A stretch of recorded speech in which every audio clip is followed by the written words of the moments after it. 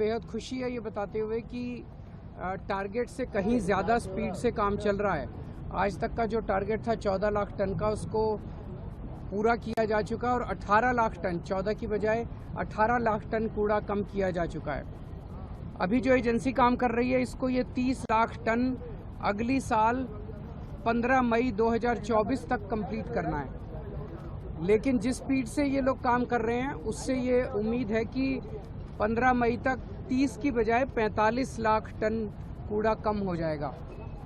Total यहाँ पे 60-65 lakh ton कूड़ा बताया जा रहा है। उसके अलावा डेली बेसिस पे 2000 टन कूड़ा फ्रेश भी आ रहा है। तो इसके लिए एक एजेंसी और हायर करने की प्रक्रिया चालू है, ताकि दोनों एजेंसीज मिलके जल्दी से जल्दी सारा का सारा साफ कर सके।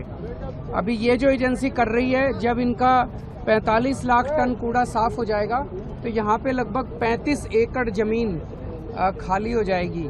और जब सारा यहाँ से कूड़ा साफ हो जाएगा तो आप सोच सकते हो कि ये जो इतना गंदा एक दाग था दिल्ली के ऊपर, ये पूरा साफ हो जाएगा। इधर इस सड़क से पंजाब और हरियाणा से लोग आते थे और एंट्री के ऊपर ही एक कूड़े का पहाड़ उनको दिल्ली में दिखाई देता था।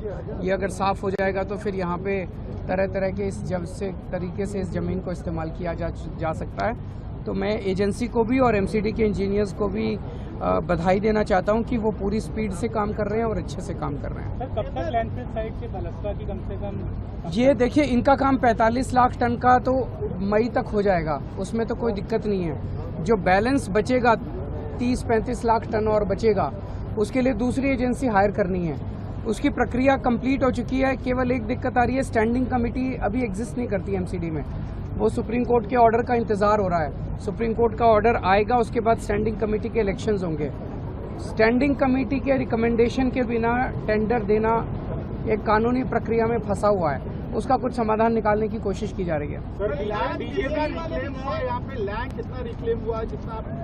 ये होने के बाद 35 एकड़, ये इस एजेंसी का काम कंप्लीट हो, 45 लाख टन कूड़ा खत्म होने के बाद 35 एकड़ जमीन रिक्लेम हो जाएगी। टोटल 72 एकड़ जमीन है। सर, गाजीपुर लैंडफिल साइट पे बीजेपी के कुछ नेता गए, कल हम चलेंगे आपको लेके। अभी अगले इसी हफ्ते में गाजीपुर भी जाऊंगा, ओखला भी जाऊंगा। तो डेडलाइन थी पूरा साफ करने की, डेडलाइन पर अचीव नहीं कर पा रहे हैं। डेडलाइन से ज्यादा हो गया ना, मैंने बताया।